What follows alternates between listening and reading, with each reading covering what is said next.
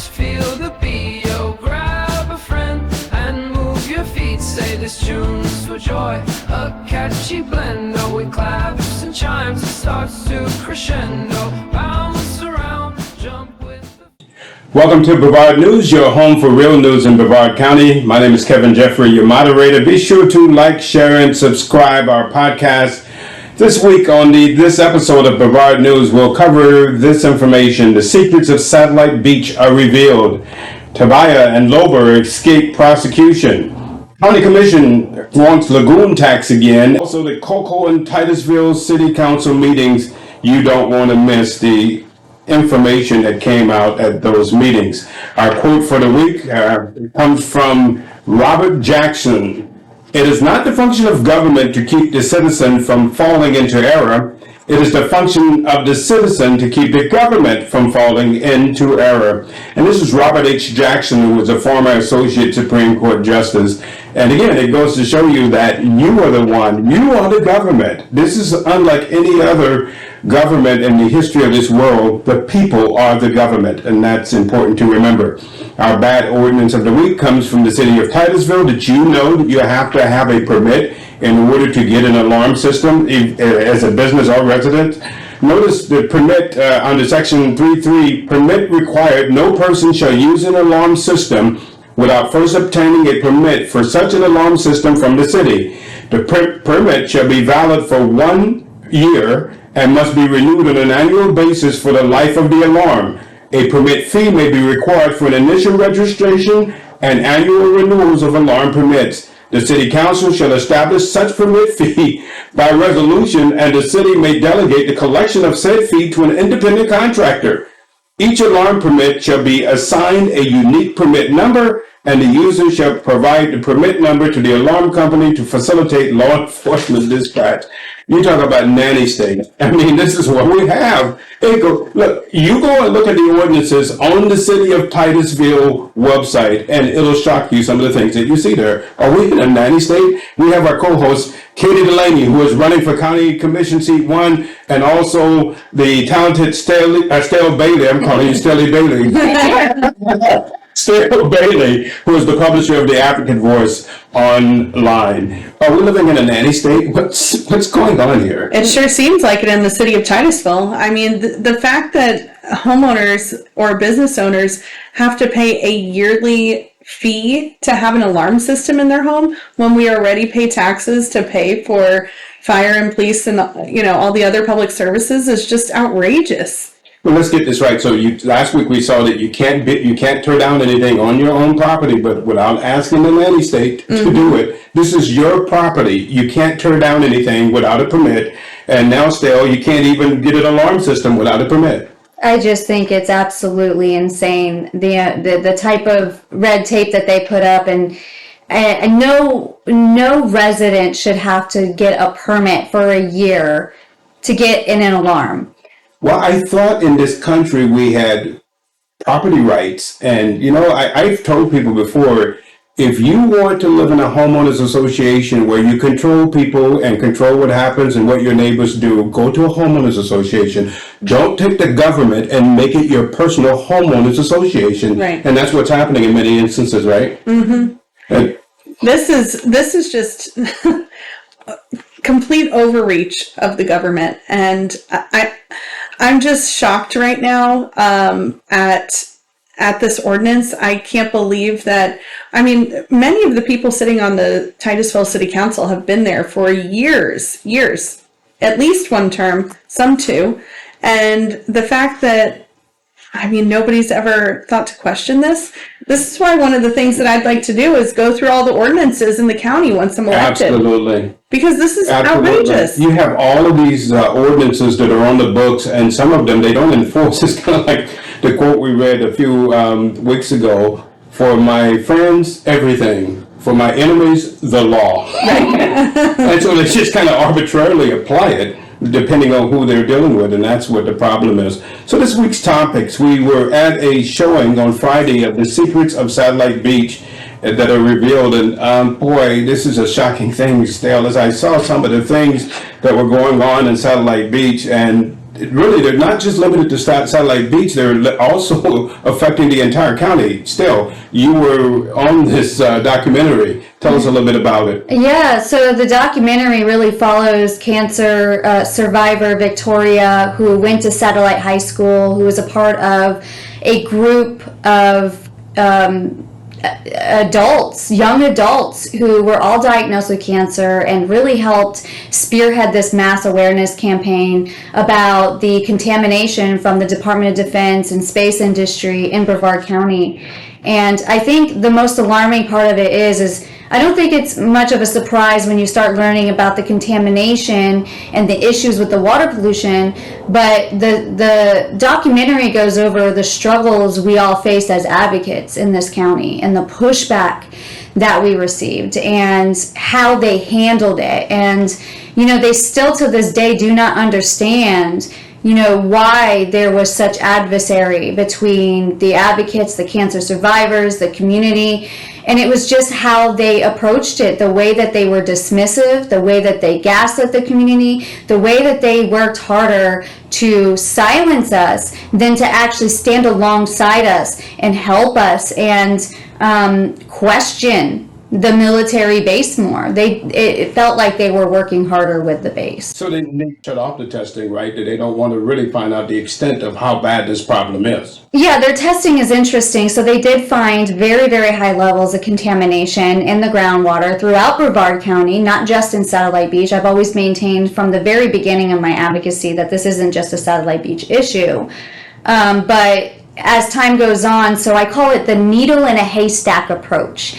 And what they do is these government agencies like the Florida Department of Environmental Protection, they know how to test where it doesn't look as bad. So then you have an independent nonprofit organization like ours come in and test more areas, a wider scope of it, and we're starting to find it in spaces.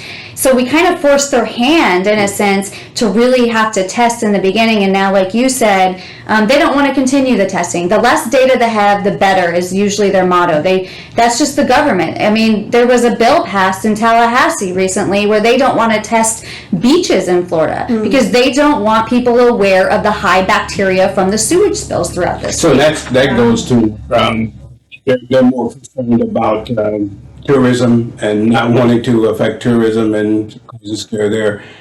And when it comes to the Satellite Beach, so there was over 400 people that contracted cancer, and the commonality they found was Satellite High School. Would that be correct? Yes, and that was Crowdsource Data. There was 400 graduates within a 10-year period that we had collected from 2018 going back, because that's when we started crowdsourcing that data. But that's not the total number of people in Satellite Beach that didn't even go to the high school. We've gone up to 800 people in that zip code alone. Okay, this is a county commission issue as well, and they actually had a role to play in this and trying to decide whether to follow this, if they were going to actually investigate it, right? And there was a vote that was taken on the county commission, right? And they voted to do what? To not. I mean, they basically, all of these government agencies are going and asking for liability protection, and where the community, the county and city governments did not do this. They did not pollute our community. And so, but for whatever reason, these elected officials are trying to find protection for these government entities when they're not the ones who did the polluting. And so they should be helping the citizens, actually being their representatives, helping the people fight the actual polluters. The fact that 3M made this product, this PFAS, and they knew back, what was it, the 50s? Oh, yeah. That they knew that this was a toxic chemical and that people were going to get sick. And it is all over our community. That was pointed out in the documentary, right? That they understood one of the statements that they said about chemistry, and that they full well understood the implications. The problem here now, as far as the county is concerned, is it liability? Yeah. Or is this one of those cans they don't want to open because of Oh, yeah, there's a lot of concerns. They don't want to open this can because they don't want to become another Camp Lejeune. And I'm going to tell you right now, we are 3 times worse than Camp Lejeune. Right. Think about it. Camp Lejeune is 1 base. We are 3 active bases. Do you think that they are aware of this? Absolutely, yes. They're very aware. Yeah. They've been documenting the contamination for decades. It's just not publicly known in our community, and I think that's where we came in and we were able to bring mass awareness to what was happening in our own backyard and how it was, impacting our wildlife. There's tumors in our wildlife, and so the liability protection, I definitely want to touch on this. I think that speaks volumes. I think that's what that says is, they're afraid that they could be held liable for being negligent and handling the situation. Yeah, Katie, there's a lot of other issues. So if you don't deal with this, it's not going away, right? So what do you do here? So my issue is that why is the public safety of our community not the first and only priority? Why is that not the priority? Why is the priority protecting our government agencies? The priority should be protecting the people. The fact that the rate of childhood cancer is through the roof in Brevard County, learning disabilities, things like that, all of that is linked to this chemical. So it's just outrageous that public safety isn't the number one thing that they're concerned about. Now, 2 people that need protecting, and go to our next topic, John Tobia and former Commissioner Lober. Now, they escaped prosecution. And this is what makes you think that that there is a higher standard for government officials than for regular people. So FDLE and also another entity in where Valencia College is decided that they were going to prosecute Tobia, but they don't do it even though they find that he's guilty of a crime. Mm-hmm. And same thing for Lober. The FDLE came up 2 months short of charging him. And what's going on in this situation? I mean, is this just an accident or what?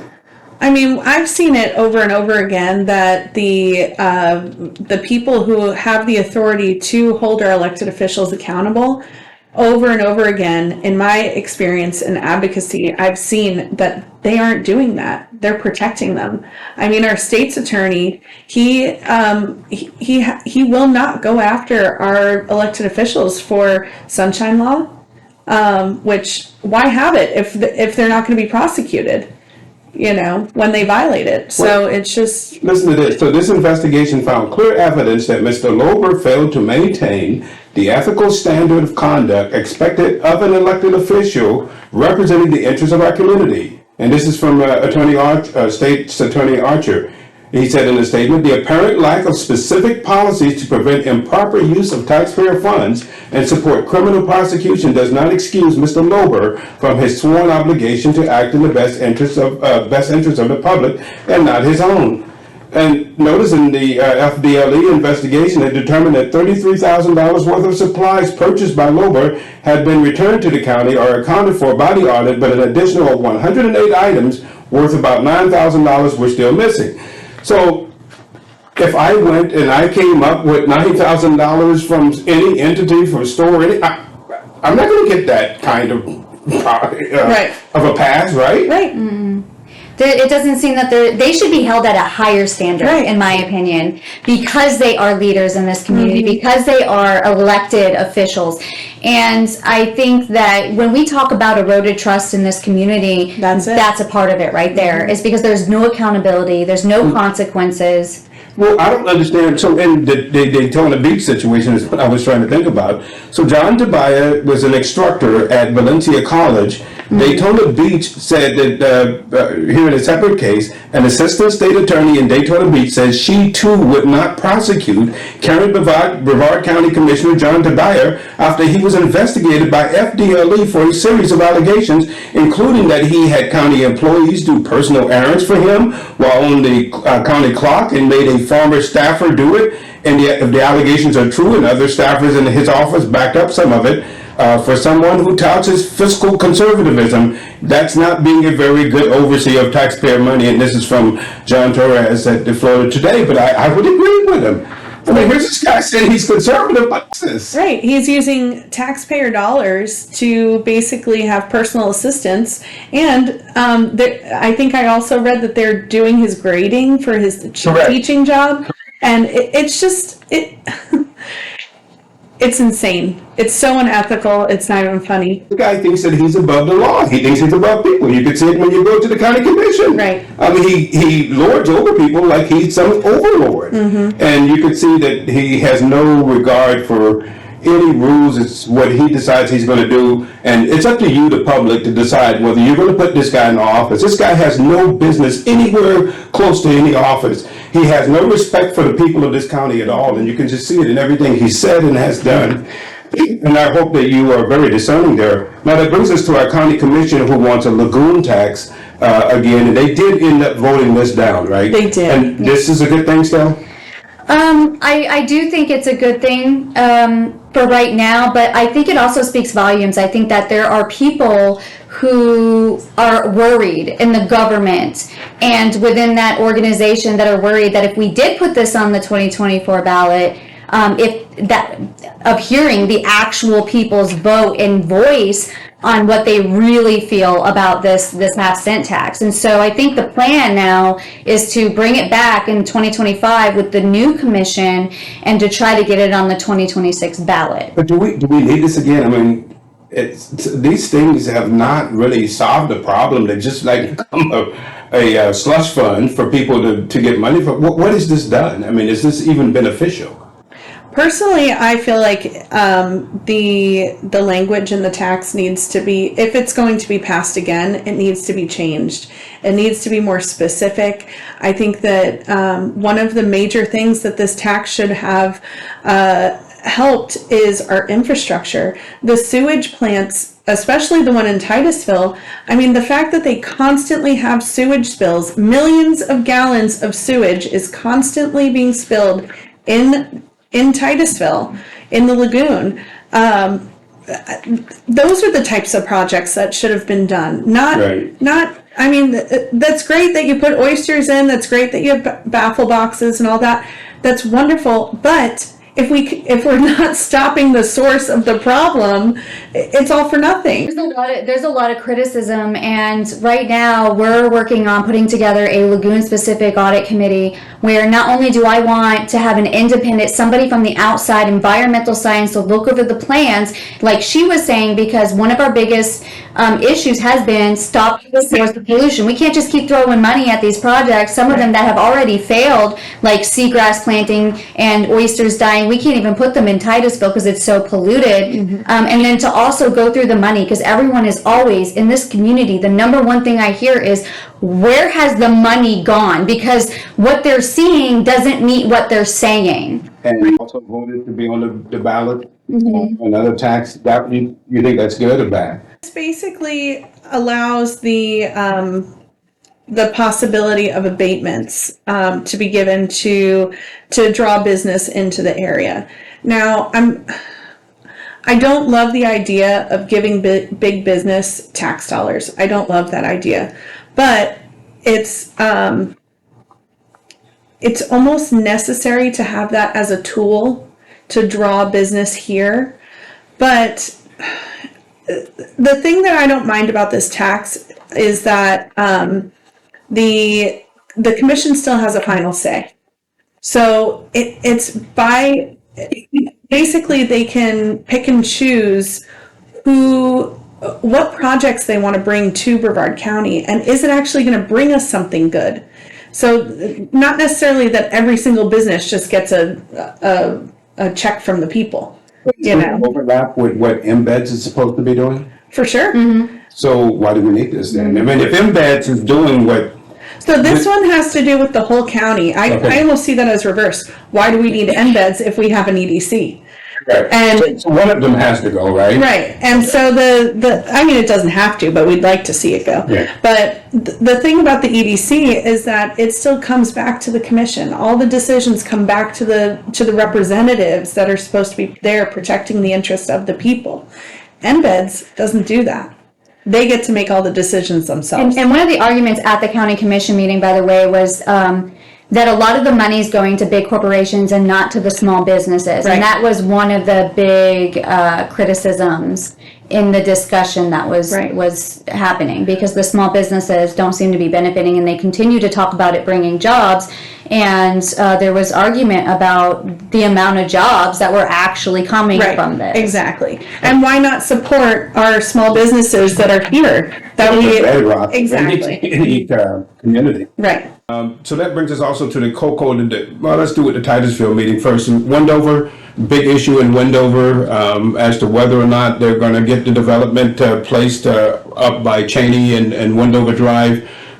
A lot of explosive fireworks there at the meeting on Tuesday. Katie, what was going on there?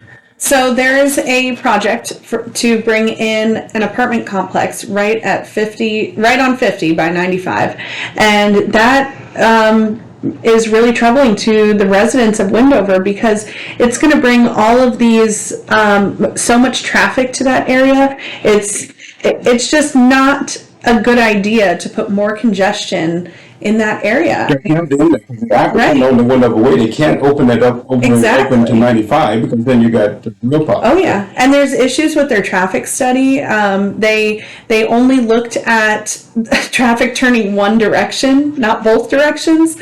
And there's so many different things that are wrong with this project.